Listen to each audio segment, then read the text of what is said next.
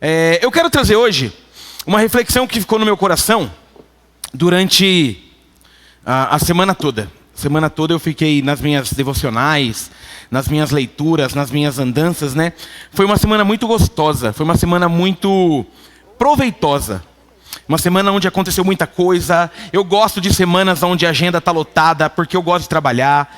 Foi uma semana onde eu consegui visitar algumas pessoas, consegui atender outras pessoas, participei de alguns eventos da igreja, fui em algumas reuniões denominacionais. Então foi uma semana muito gostosa. Mas tem um negócio que eu queria compartilhar com vocês.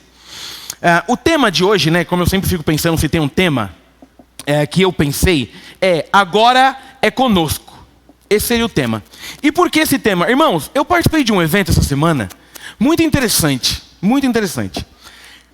Se você curte cristianismo, e quando eu digo curte, é nesse aspecto de ler, de se aprofundar, de conhecer um pouco mais do cristianismo, talvez você já tenha ouvido, por exemplo, que nós batistas somos derivados da Igreja Batista Americana. Eles chegaram aqui com o trabalho batista e tudo mais.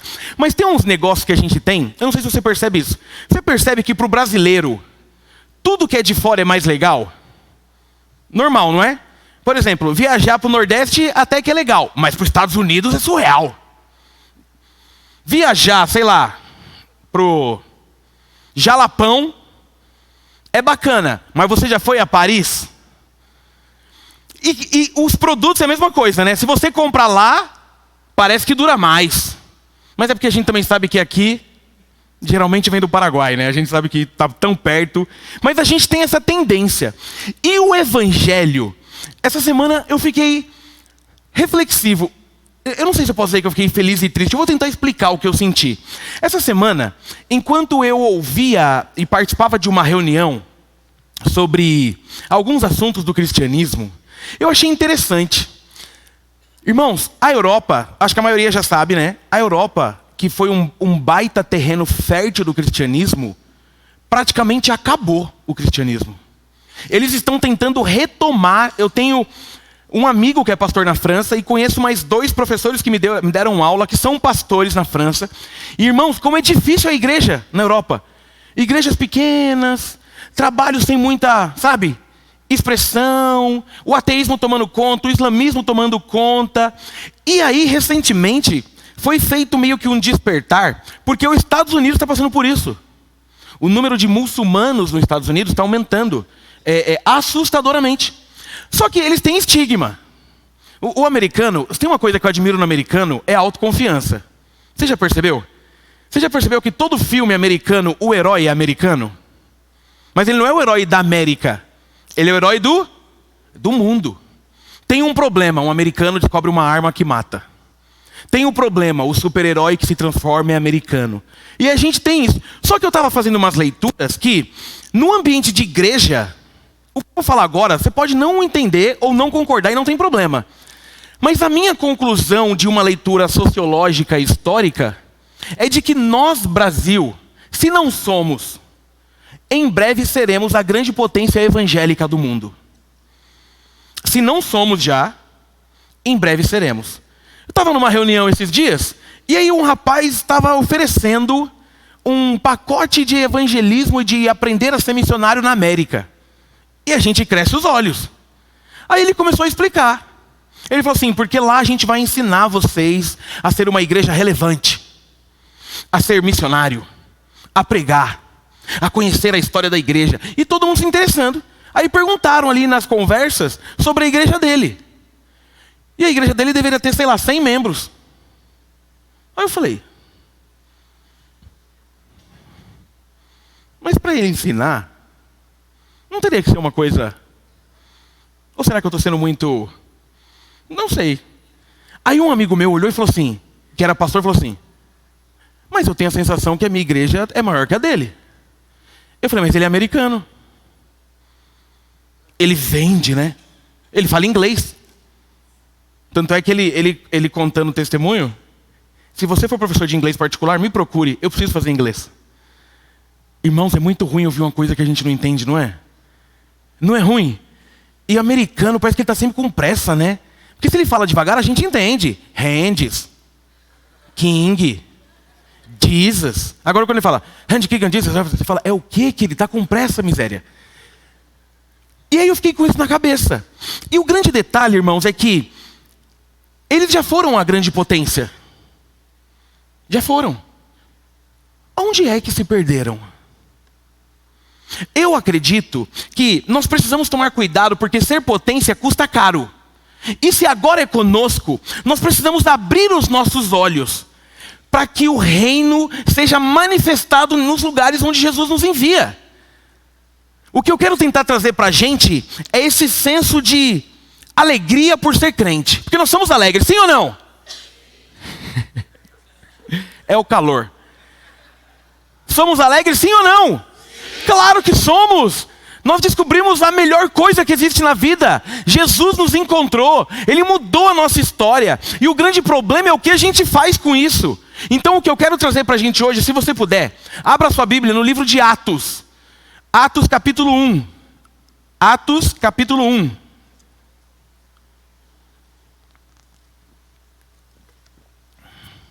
Nós leremos do 6 ao 11. Aliás, eu nem perguntei o que o Orlando pregou hoje. Já pensou se fosse Atos 1? Foi Atos 1, Orlando? Não? Graças. Mas vou ouvir, viu, meu filho? Atos 1, 6 a 11.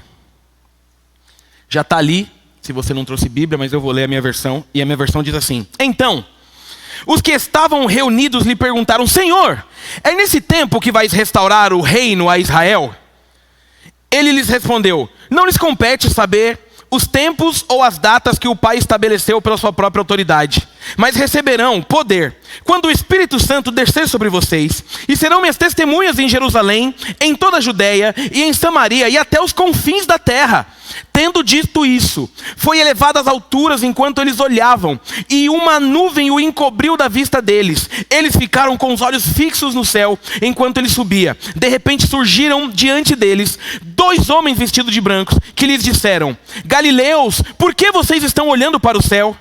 Este mesmo Jesus que dentre vocês foi elevado aos céus, voltará da mesma forma como o viram subir. Amém?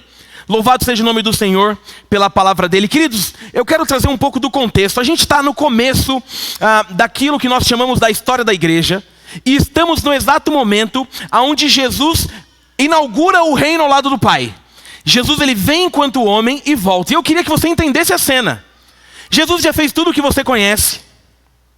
Jesus já curou, Jesus já salvou, Jesus já multiplicou, Jesus já andou sobre as águas e tudo mais. Aí Jesus é perseguido.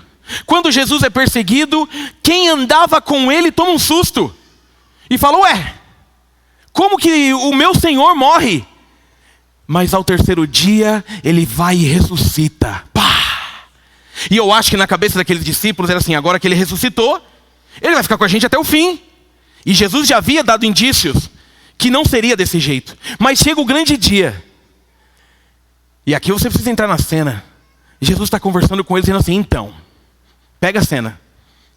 Agora, vocês vão receber poder que vem do Espírito para ser minha testemunha. E eu preciso que vocês preguem, tanto em Jerusalém como na Judéia, na Samaria, e que vocês vão até os confins da terra. Aí pensa na cena. Jesus começa a subir. E imagina os caras falando assim: ô Jesus? Ele está subindo. Imagina, e eu acho que Jesus subiu tipo meio...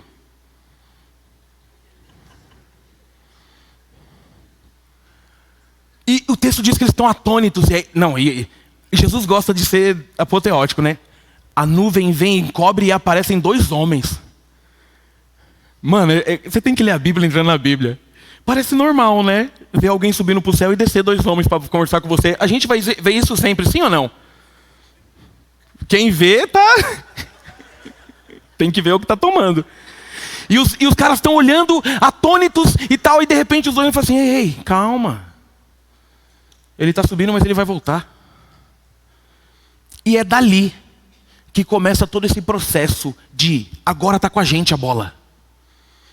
Agora é nossa vez. O que ele tinha que fazer foi feito, a parte dele está cumprida, a parte dele está realizada, e ele deixou uma tarefa. O que eu amo de ser cristão é isso, é que o reino é nosso. O caminho é nosso, a responsabilidade é nossa. É por isso que eu insisto, irmãos, e eu vou insistir sempre. Se a igreja de Jesus se unir para fazer o que é certo, a história do mundo muda. E não está mudando porque nós não fazemos. E ponto. Porque nós somos meia boca. Porque nós não acreditamos no que lemos. Porque a nossa fé dura até a primeira tentação.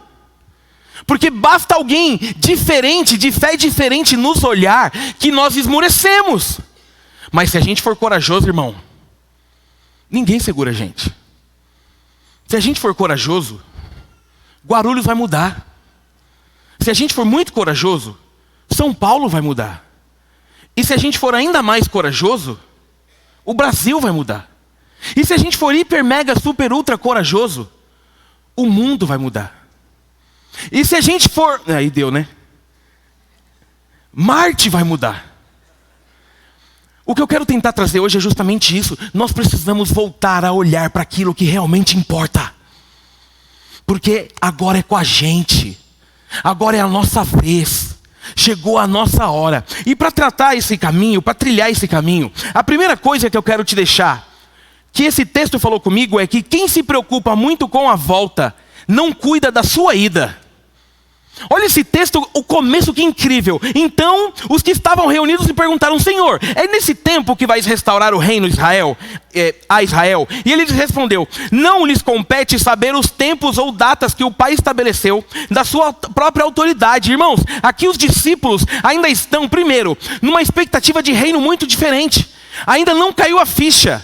Eles ainda estão olhando Jesus como alguém ligado apenas a judeu, somente a Israel. E eles estão de novo, porque veja, essa pergunta é interessante.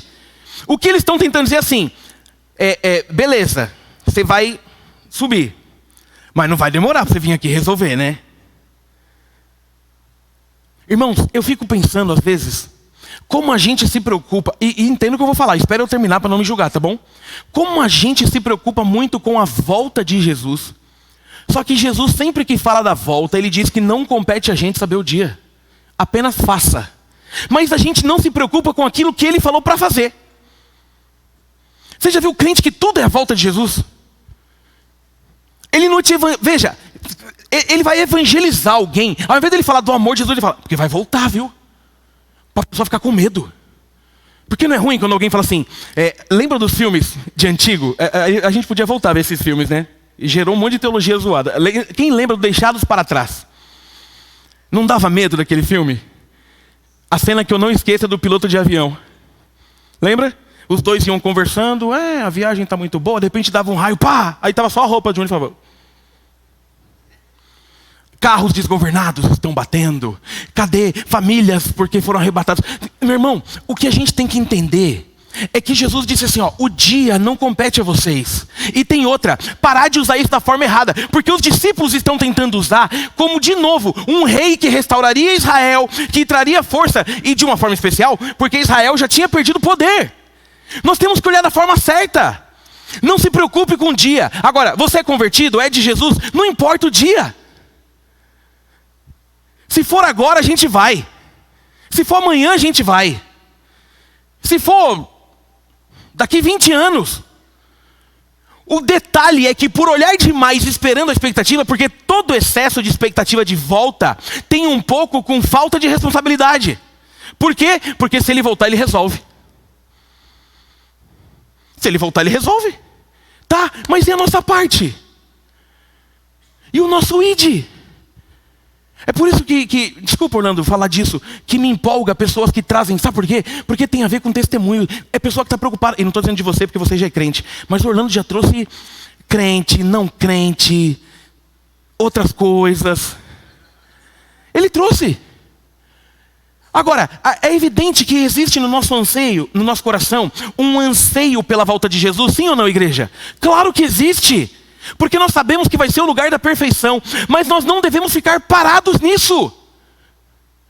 Porque o nosso dever é fazer com que mais pessoas estejam com a gente nesse dia. O ID é pra gente. Só que a gente vai com a cabeça presa em lugares estranhos. Irmãos, vocês acreditam que Jesus vai voltar, sim ou não? Mesmo. E você imagina que vai ser um tempo muito gostoso? Você imagina que não vai ter mais gordo? Amém, igreja? Você acredita que a gente vai poder comer Nutella à vontade? Você acredita que a gente não chora mais? Você acredita que a gente não briga? Você acredita que não tem mais dor? Você acredita que não tem mais morte? Então por que a gente não se preocupa em fazer com que mais pessoas estejam lá com a gente? Porque o dia não muda. Na verdade, a gente deveria ligar o nosso alerta. Porque está cada dia mais fácil as pessoas... Vocês percebem, né? Que sempre tem os profetas do fim. Lembra do Nostradamus? Quem é mais novo nem sabe, né? Gente, eu estou ficando velho. Foi em 2000, né? Nostradamus era a virada do século, acabaria o mundo. Quem aqui nasceu depois de 2000? Só para eu ver. Levanta a mão. Gente do céu. Não, vamos melhor. Quem nasceu antes de 2000? Me ajuda. Somos a maioria. Estamos velhos, mas felizes. Meu irmão, o cara bolou um negócio lá que a virada do século ia acabar. Você que já estudou, que tem menos de... Quem nasceu em 2000 tem 23. E eu lembro que um monte de gente se matou com medo. Porque falou assim, não, o mundo vai acabar, eu vou morrer primeiro. Olha que imbecil.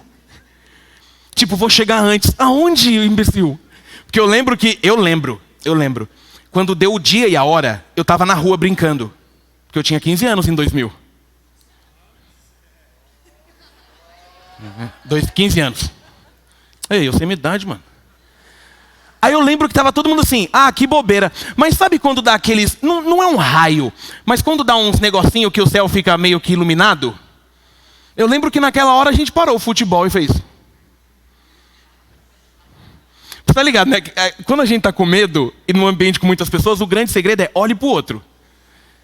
Se ele tiver com medo também, cuidado. Se ele não tiver com muito medo, disfarça. Porque a gente nunca quer pagar mico, não é assim? Tipo, mudou o ambiente, você faz assim, ó. Mas se alguém chorando, fala, tá chorando por quê? Porque você já fala, ele viu alguma coisa. E eu lembro que naquele dia, juro, deu um negocinho assim, todo mundo fez assim, eita, toca a bola. Olhando, que viagem. A gente está fazendo a mesma coisa, mas com esse efeito. E justamente para tentar tirar a responsabilidade, meu irmão. Jesus pediu para dizer, na palavra dele, que o dia não importa. E não é uma preocupação. Então a gente usa como uma falsa desculpa. A gente tem que parar de se preocupar com o que é secundário. O céu é daqueles que estão salvos, está tudo certo e garantido. Agora a nossa parte é viver para esse Deus. A nossa parte é fazer com que ele seja representado. E é por isso que, mais do que nunca, agora eu estou apaixonado pelo Radical. Pela forma que se preocupa com as coisas do reino. Mas, de novo, para você que não gosta, não ficar com raiva de mim. Mas eu acredito que o Radical é um efeito do cristianismo. E não o efeito. É um efeito do cristianismo. Radical é coisa de crente. E crente faz essas coisas. Amém, igreja? Segunda coisa que eu quero deixar para o seu coração, que a gente precisa entender, é que se agora é com a gente precisa ir para cima. Agora é conosco, vamos, porque aqui vem a parte do texto. Olha o que Jesus está dizendo para os discípulos. Mas receberão poder quando o Espírito Santo descer sobre vocês, e serão minhas testemunhas em Jerusalém, em toda a Judeia e Samaria, e até os confins da terra. Em Atos nós temos aqui esse princípio de igreja, onde tudo começou antes de chegar a nossa vez. Mas o destaque aqui de algo crucial sobre essa missão é que nós precisamos entender algo muito diferente. Semana passada, irmãos, eu vivi uma das experiências mais marcantes do meu ministério. Se você me acompanha nas redes sociais, você já sabe do que eu estou falando. Mas semana passada, depois da gente fazer uma série, e não foi nenhuma série combinada, né? Foi uma série que eu fui pregando sobre essa questão do Setembro Amarelo. Na semana retrasada, eu preguei sobre depressão. Usei Elias e etc e tal. Aí na semana passada, um irmão que tem frequentado a nossa igreja, ainda não é membro, mas em nome de Jesus será em breve, me procurou. Depois do culto, pastor, eu quero falar com você. Foi uma conversa muito legal. Ele me procurou com um pouco de medo. Trouxe até um amigo. Quando eu entro em dois, até eu fico tenso. Eu falo, trouxe testemunha. Aí ele falou, mas a testemunha falou que você vai me entender. Eu falei, fale, meu filho. Ele me contou um testemunho dos mais incríveis que eu já ouvi. Dizendo que há um tempo atrás, ele pegou uma arma, engatilhou a arma e colocou na cabeça. E pensou em pôr fim em tudo. Mas nas ações que Deus faz, bem na hora, a filha mandou uma mensagem, ele olhou para a mensagem e lembrou que tinha uma filha. Mas ele guardou aquela bala ou aquele projétil e disse: no tempo certo eu acabo com a minha história. E veio lutando contra a depressão. Até que naquela pregação sobre Elias, ele falou assim: a vida é muito melhor do que a morte. E o ato simbólico que ele fez foi entrar na minha sala e me entregar a bala do revólver. Me assustou? Sim. Porque quando ele tirou do bolso e mostrou a bala, eu falei: qual que é o assunto? Porque eu falei, se ele tirou primeiro a bala, né? Você já fica olhando pro restante, já pensando, né? Senhor, recebe-me na tua presença.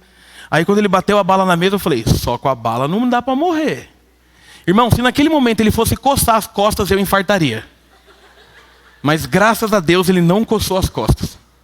E ele pôs aquela bala ou aquele projétil na minha mesa e falou assim: o ato simbólico é que eu estou entregando nas tuas mãos aquilo que era para tirar minha vida, dizendo que a minha vida é de Jesus. Pá! Meu irmão, chorei. Mas aí veio o plus. Porque Jesus é especialista em fazer tudo bonitinho. Ele contou o seguinte testemunho: pastor, e agora, com esse efeito de Jesus sobre a minha vida, eu não sei explicar, mas eu estou conseguindo trazer pessoas para perto de Jesus. E lembra, irmãos, eu tenho umas métricas que é sério. Espero que ele entenda o que eu vou dizer, porque eu me encaixo. Mas Jesus ama os tranqueiras. Porque todo tranqueira transformado, ele não tem mais medo de nada. Ele vira uma metralhadora de Jesus. Lembra daquele pastor que prega e põe todo mundo no palco e fica tá. Aí os irmãos, fui atingido pela bala celestial. E aí ele falou para mim assim: pastor, agora eu não estou entendendo essa parada. Porque eu, pastor, sou um Zé. E as pessoas estão vindo para a igreja. Esse texto explica. Como a gente não gosta de ler toda a Bíblia, a gente gosta dos cortezinhos. Olha o que o texto está dizendo para que você entenda. Essa resposta é a resposta que nós precisamos entender. A parte do verso 8 está dizendo: vocês receberão um poder quando o Espírito Santo descer sobre vocês. Para quê? Vocês vão ser o quê, minhas? O poder é para ser testemunha. Não é poder de agora vocês são poderosos. O poder é justamente o poder que faz com que nós nos transformemos em testemunha. E meu irmão, testemunha num linguajar jurídico, num processo jurídico, testemunhas são interrogadas, testemunhas são aquelas que não podem expressar as suas opiniões sobre o caso, mas ela tem que contar aquilo que ela viu e aquilo que ela sabe. Mas nesse ambiente bíblico, no grego aqui, testemunha seria muito bem traduzido, pasmem, por mártir. Sabe o que é um mártir? Aquele que se entrega. Aquele que dá a vida em prol de algo. Esse poder que recai sobre nós não é para que sejamos crentes poderosos, mas é para que sejamos testemunhas poderosas do amor de Jesus. E falemos dele para todos. Esse poder que recai sobre nós é o que faz com que a gente não entenda o ambiente, mas começa a perceber que através das nossas vidas, outras pessoas chegam a Jesus de Nazaré. Poder para ser testemunha é aquele ambiente onde você nem, sem perceber, você já está falando de Jesus. Você não tem mais medo, você não tem mais vergonha. E é muito interessante, faça o teste, você que é tímido. Faça o teste. Se der errado, eu pago um jantar para você. Tá postado, tá ao vivo, né? Tá gravado. Se der errado, eu vou pagar um jantar para você. No ragazzo. Para matar a saudade. Faça um teste. Você que é tímido, no ambiente onde você é crente, crie um pouquinho de coragem e fale de Jesus. Não precisa ser chato, tá bom?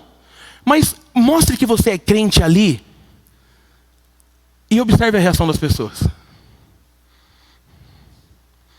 Meu irmão, até o tímido fica falador. Porque qual que é o nosso medo? Não, eu vou falar de Jesus, o que a pessoa vai pensar? Porque a gente está acostumado que todo crente tem que ser chato, lembra? Lembra quando eu falava por que eu não queria ser de Jesus? Porque toda manhã eu era acordado, né? Todo sábado de manhã tinha alguém me acordando. Sabe, né? Quer uma revistinha? Aí eu, não, são 7 da manhã. Quer ouvir sobre Jeová? Eu falava, não, eu quero dormir. E eu demorei para me... Demorei não, mas eu achava crente chato porque eu sempre pensei, se esse grupo me acorda às 7, que hora que eles acordam? Não estou falando disso. Eu estou falando de ambiente de mesa ou de confiança, aonde você, pelo Espírito Santo, consegue falar. Porque a gente tem um problema por não entender esse versículo. A gente acha que falar de Jesus é coisa para gente eloquente. Tem muita gente que vai entender melhor quem é Jesus conversando com você do que ouvindo eu pregar. Tem muita gente que por estar com você no ambiente, com esse poder que recai sobre você para ser um testemunha. E aqui é muito louco, porque esse testemunha é mártir. Quando a gente fala de Jesus, a gente fala sem medo da consequência. Tem uma coisa do brasileiro que você sabe, né? A gente morre de vontade de ser perseguido, mas não aguenta 20 minutos. Entendedores vão entender melhor. Meu irmão, se tem uma coisa que nós não somos, é perseguidos. Ah, tem um monte de coisa acontecendo contra o cristianismo. Concordo, mas ninguém tira o nosso direito. E vamos lutar para isso. Pode ser que aconteça? Pode ser. Estamos prontos? Vamos ver. Vamos ver. O dia que falar é proibido, o que a gente vai fazer? A gente vai ter culto. Cultos corajosos. Porque o que vai ter de crente com compromisso nesse domingo? Está sabendo que quem fizer culto vai preso. Nossa, logo esse domingo que eu tenho aniversário. Logo nesse domingo que eu tenho que dar banho no meu peixe. Ô, gente, não vou poder ir para a igreja. Mas, ó, irmão, se der errado, eu vou levar a Bíblia para você na cadeia para que você evangelize, viu? Não, o que eu quero dizer para a gente aqui é que existe algo da parte de Jesus sobre a nossa vida para que outros encontrem esse caminho, porque o poder emana do próprio Deus. Ai, quem prega é pastor. Não, quem prega é crente. O pastor ele fala para a igreja, mas quem prega é crente. Fiz um desafio no Radical, a gente com 700 pessoas, irmãos. 700 pessoas. Se cada um convidar um para o próximo Radical, a gente tem 1.500 pessoas. Aqui nessa igreja, a gente já enche essa igreja, dá uma média de 400, 500 pessoas. Se cada um convidar um para o domingo, não tem onde sentar. Mas é porque a gente não tem tempo para ser testemunha. A gente está deslumbrado com outras coisas, a gente está preocupado com outras coisas. Meu irmão, deixa eu te dizer uma coisa. O evangelho de Jesus tem um poder para transformar, mas para que você transforme. Perdão. O que eu quero que a gente perceba é que esse relato é para que a gente fique mais corajoso. É para que a gente entenda o que Jesus espera de nós. É para que nós possamos entender que não tem preço. Nós estamos juntos e vamos fazer a diferença. É muito legal quando a gente começa a ficar corajoso, porque toda igreja corajosa faz com que mais pessoas se aproximem de Jesus. Agora então, qual que é o grande problema da igreja? É que a falta de coragem faz com que a gente fique parado no tempo. Já falei, né, que eu quero morrer. A nossa igreja vive um momento muito bonito, pelo menos eu acho, de um crescimento muito bonito. O foco não está num crescimento desordenado, não. Mas a pessoa falar para mim que não tem preocupação com o crescimento da igreja me preocupa. Porque o crescimento da igreja está dizendo que tem mais pessoas se chegando a Jesus. Não é possível que isso não te preocupe. Não estou dizendo que isso deve nos matar. Poxa, não chega ninguém, será que está errado? Não, o que eu estou dizendo é que se a igreja cresce fazendo o que tem que ser feito, é sinal de que o reino cresce.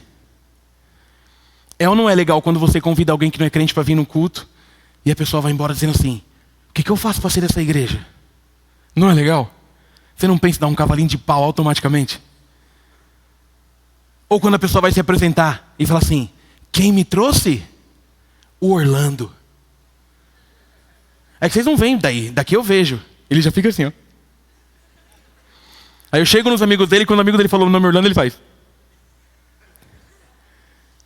A gente gosta. Agora, por que a gente parou de fazer? Porque nós não entendemos que existe um poder que recai sobre nós para testemunhar do evangelho. Porque aí a gente vai para o ponto final. Nós precisamos entender que todo esse movimento nós precisamos seguir na certeza de que ele virá. Olha o final.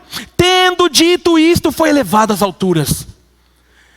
Enquanto eles olhavam, e uma nuvem o encobriu da vista deles. Eles ficaram com os olhos fixos no céu, enquanto ele subia. De repente, surgiram diante deles 2 homens vestidos de branco, que lhes disseram: Galileus, por que vocês estão olhando para os céus? Este mesmo Jesus que dentre vocês foi elevado aos céus, voltará da mesma forma que vocês o viram subir. Irmãos, a ascensão de Cristo é o selo da vitória sobre o pecado. Deu certo. Ele morreu, ressuscitou e voltou para o Pai. O diabo está derrotado, a morte está derrotada. Essa sua ascensão em Atos 1, ela é visível aos que estão ali olhando, mas a volta é para que todo olho veja. A volta não vai ter como fugir. A volta vai ser num ambiente onde, quando tudo acontecer, a gente vai fazer: chegou. Eu fico imaginando, porque tem gente que fala do som da trombeta, da nuvem subindo. Meu irmão, vai ser uma cena muito louca, não vai? Para quê, crente? Porque você já passou por fase ruim na fé? E aí toca uma trombeta e algum instrumento e fala: ih, rodei. Já passou por isso? É seu vizinho que está ensaiando e você não percebe. Aí você fica assim, né? É que nem tem uma métrica. Como descobrir crente meia boca? Eu sempre fiz isso nos meus ministérios. Toque músicas escatológicas e olhe para a igreja. Tipo, Maranata, vem Jesus. Repara, quem está na bênção, vem Jesus, ele está assim, Maranata. Quem está meia boca, canta assim, ó. Vem Jesus, vem, se der Jesus. Espere um pouco, ora, depois Jesus. Mas quem está certo da parada, quem foi selado pelo Espírito, não perde de vista. Por que eu estou te dizendo isso? A gente não se preocupa com a volta, recebemos poder para ser testemunha, mas temos certeza de que Ele vai voltar. Não fazemos em vão. Temos certeza de que no final já deu tudo certo. No final já está tudo garantido. No final vai ser para a gente só celebrar. Quando as nossas expectativas não estão alinhadas, a gente vive uma vida de qualquer jeito. Lembra da semana passada? Salomão nos ensinou que teve e não teve nada. Nada. O que a gente está ouvindo essa semana de Lucas é que quando a gente tem Jesus, o restante é só um detalhe. Deixa eu te dizer uma coisa para terminar, melhor, para começar bem a sua semana. Jesus vai voltar e vai cumprir tudo o que Ele garantiu. Fique imaginando, irmãos, eu tenho essas neuras, né? E a gente conversou sobre isso essa semana. Nós estamos conversando, eu, Ellen, não lembro quem mais, se vamos nos reconhecer no céu. A Ellen já queria saber se a gente podia casar no céu, porque eu sou um cara muito legal. Aí eu falei: calma, anjo. Lá você vai poder voar à vontade, anjo. A gente não sabe os detalhes, mas o que a gente sabe é que vai ser muito melhor do que aqui. Mas o que a gente sabe é que aquele que prometeu cumpre. Percebe? O grande detalhe, irmãos, deixa eu te dizer uma coisa aqui do fundo do meu coração. Sabe por que a gente não leva a sério? Porque a gente não entendeu. A gente brinca muito com as coisas do reino. A palavra tem que falar comigo porque meu ego está muito elevado. Mas quando a gente é confrontado, não sei se é bem isso que eu quero. O senhorio de Jesus virou brincadeira. A gente está passando pelos lugares e ninguém descobre quem é Jesus e a gente sabe quem Ele é. A gente acha que largar Jesus, largar a igreja é bobeira, porque eu sou tão bom. Porque eu sou um cara tão do bem. Você não está largando só a igreja. É o reino que está ficando para trás. Ah não, mas eu sou um bom representante de Jesus. Prova, querido, duvido. Se com a igreja já está difícil, sim ou não? A gente se vê todo domingo, a gente se vê de sábado às vezes, a gente agora se vê de quarta, tem culto de segunda, tem boneca para fazer com as crentes de quinta, tem um encontro de oração, tem não sei o quê, e é difícil. Aí tem gente que, não, o que você está dizendo, a tua resposta é que você não quer assumir o compromisso, porque o nosso compromisso não é que Deus fique nos abençoando, mas é que a gente fique o representando, todos os dias. Meu irmão, a gente tava no... Quase que eu falo besteira. Mas a gente tava no Radical. E eu fui conversar com uma moça no Radical. E ela falou assim: eu perdi meu tio essa semana. Tá doendo muito. Mas eu não podia deixar de estar aqui. Quem entendeu quem Jesus é, chegou um dia para ele e falou assim: Jesus, a minha vida é tua. O que eu estou dizendo não é sobre a chatice do mundo gospel. O que eu estou dizendo é sobre a beleza do cristianismo. Eu acho muito ruim quando alguém que a gente não gosta, que é famoso, que é do mal, morre e tem crente celebrando. Eu acho muito ruim. A gente deveria chorar todas as mortes, em especial a morte de um não crente. Por que a gente gosta? Ah, mas ele fez o mal. Pois é, mas sem Jesus eu também só fazia o mal. Mas é porque esse poder de testemunha a gente não está usando, porque a gente não quer ser testemunha. A gente não quer a parte do trabalho, a gente quer a parte da bênção. Mas o oposto é muito louco. Que aí eu tenho que ouvir um testemunho de irmão que está dizendo: pastor, como explicar que a minha vida está trazendo pessoas de volta para Jesus? Ou trazendo pessoas para Jesus?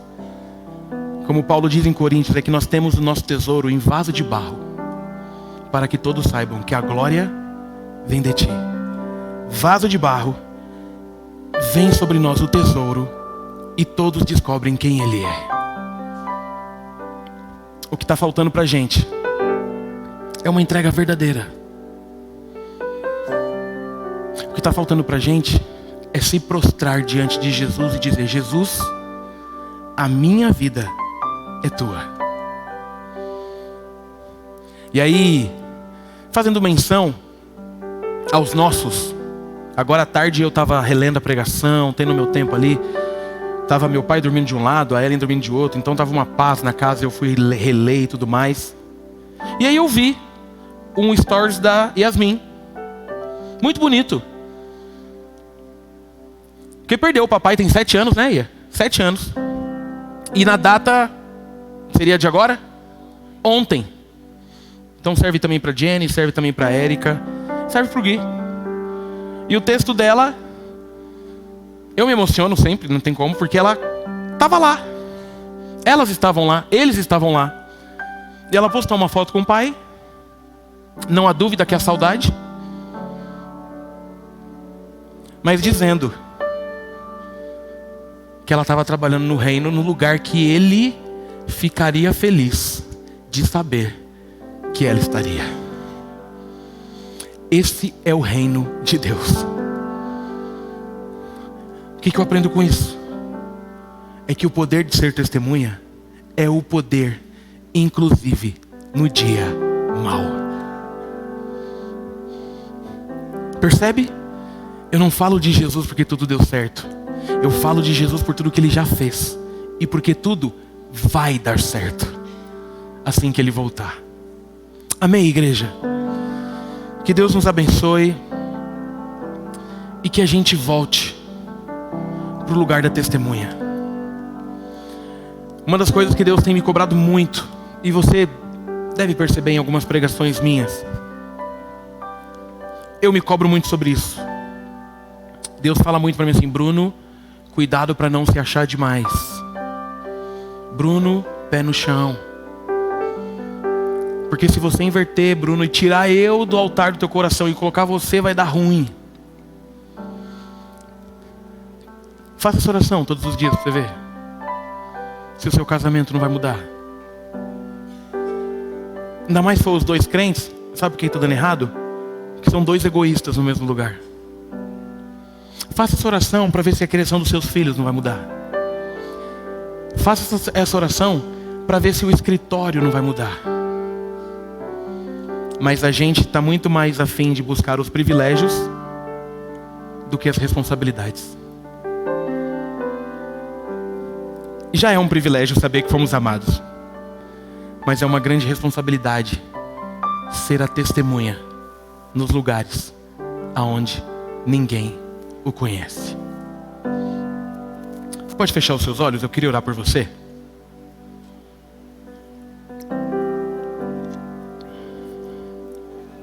Deixa eu te dizer uma coisa enquanto está de olho fechado. Uma frase que eu repeti esse fim de semana umas 30 vezes. E eu sempre que eu posso eu falo aqui. Jesus não precisa da gente para nada, mas conta com a gente para tudo. Isso é muito legal, porque Ele já é completo. Mas o que está no meu coração, para esse final, para essa conclusão, é uma palavra para você que já andou do lado de cá, já foi testemunha, já viveu com Jesus, mas tem dado passos para trás da cruz, tem se afastado, está cheio de si, tem argumento para tudo, já começou a perceber que as suas atitudes estão te levando por um caminho muito ruim. Mas nessa noite está aqui com a gente. Sabe por que você está aqui? Porque Jesus não se cansa dos seus recomeços. O reino de Deus é um reino de vida. Sabe por que você abandonou tudo? Porque você assumiu o altar do seu coração. Mas, como Ele é especialista em recomeço, eu queria te dar um tempinho para orar. Eu queria que você conversasse com Jesus abertamente, bem aberto, sobre o que você tem feito quando você ouve: agora é conosco, hein? Somos a igreja. O que você tem feito? Agente secreto? Ou um agente que largou a farda porque tem argumentos humanos e egoístas para justificar? As pessoas que passaram pelo seu caminho essa semana, elas se aproximaram ou se afastaram de Jesus? Eu queria te dar um tempinho para pensar nisso tudo.